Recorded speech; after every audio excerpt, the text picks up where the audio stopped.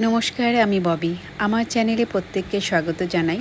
তোমরা যে কেকটি দেখছো এটি ৪৫ কিলোমিটার জার্নি করে গিয়েছিল। অর্থাৎ আমার বাড়ি থেকে কেকটি গিয়েছিল শিলিগুড়ি। আমার বাড়ি থেকে শিলিগুড়ির দূরত্ব ৪৫ কিলোমিটার। খুব ভালো লাগে যখন আমার নিজস্ব কেক আমার লোকালিটির থেকে দূরে যায়, খুব ভালো লাগে।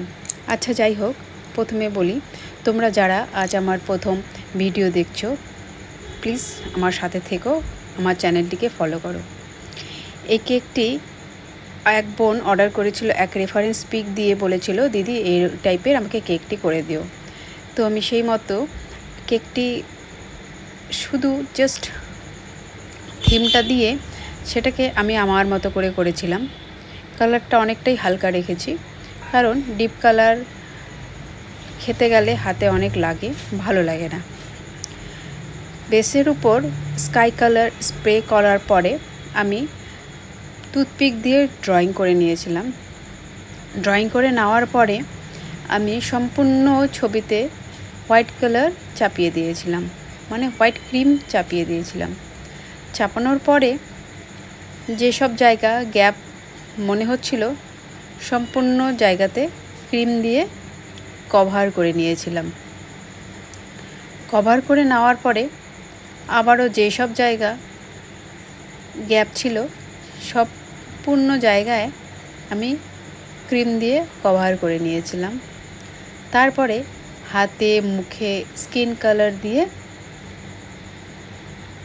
স্কিন টোন আনার জন্য করেছিলাম। তারপর একটা ছোট্ট পাইপিং ব্যাগে হোয়াইট কালার দিয়ে আমি পুরো ড্রেসের বর্ডার লাইনটা করে নিয়েছিলাম। তারপর চুল দিয়েছিলাম, শার্টের কালার দিয়েছিলাম। দেওয়ার পরে আমি নার্সের চেহারা আনার চেষ্টা করেছিলাম, যদিও সময় খুব কম ছিল, ঠিকমতো করতে পারি নাই। হয়তো সময় বেশি থাকলে ফিনিশিং আরও সুন্দর হতো, কারণ বোন আমাকে বলেছিল রাত্রে, তার পরের দিন সকালেই বলেছিল 10টায় নিয়ে যাবে। তাই সকালের সংসারের কাজ করার পরে জাস্ট যতটুকু সময় হয় আমি সকালের দিকেই প্যালেট নাইফ দিয়ে ফিনিশিংটা আনার চেষ্টা করেছিলাম।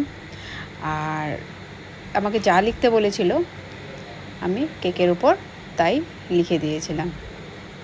এই যে দেখো তোমরা আমার কেকের ফাইনাল লুক।